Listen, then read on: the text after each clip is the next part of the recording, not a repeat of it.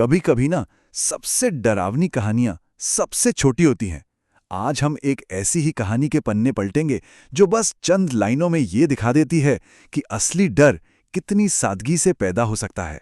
तो चलिए इस रहस्यमय मुखौटे के पीछे की कहानी को समझते हैं। कहानी की शुरुआत होती है बस एक लाइन से। ये घटना चीन की है। ये मामूली सी बात है ना?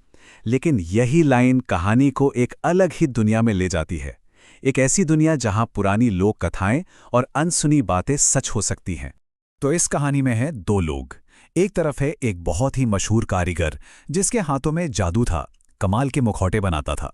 और दूसरी तरफ है एक ग्राहक जो इतना रहस्यमयी है कि उसके बारे में कुछ भी कहना मुश्किल है। और यहीं से पहली अजीब बात सामने आती है। ग्राहक का चेहरा पूरी तरह से ढका हुआ है। ये सिर्फ एक पर्दा नहीं है, ये एक सवाल है। आखिर कोई अपनी पहचान क्यों छुपाएगा? क्या वो खुद खतरनाक है या किसी खतरे से भाग रहा है? अब कहानी में आता है एक ट्विस्ट। एक ऐसा सौदा सामने रखा जाता है जिसे ठुकराना लगभग नामुमकिन है। काम बहुत मुश्किल है, पर इनाम इतना बड़ा है कि कोई भी कारीगर फिसल जाए। और देखिए, कारीगर का लालच उसकी समझदारी पर हावी हो गया। काम क्या था? एक ऐसा मुखौटा बनाना जो बिल्कुल असली लगे, और इनाम सोने से भरी एक पूरी थैली। सौदा तो हो गया, और इसी के साथ कारीगर ने अनजाने में अपनी किस्मत पर ताला लगा दिया। और पता है इस नामुमकिन से काम को करने के लिए उसे कितना टाइम मिला? सिर्फ 7 दिन। सोचिए, 7 दिनों में एक जीता जागता चेहरा बनाना था। टेंशन यहीं से बढ़नी शुरू हो जाती है।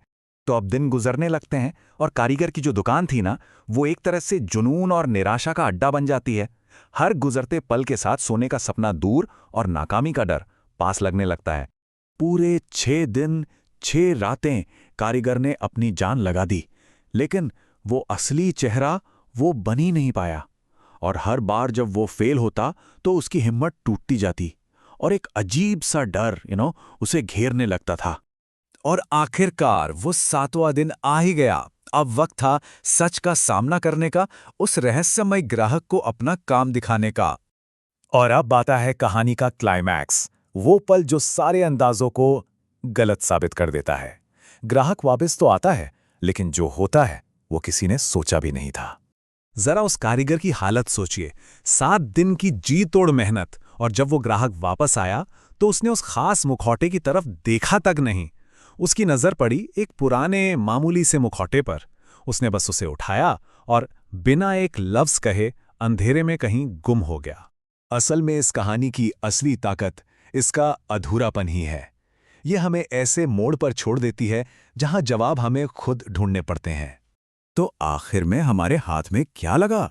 एक नकाबपोश ग्राहक, एक बिल्कुल असली मुखौटे की अजीब सी मांग, एक बेहतरीन कारीगरी जिसे किसी ने पूछा तक नहीं, और आखिर में एक खामोश अलविदा।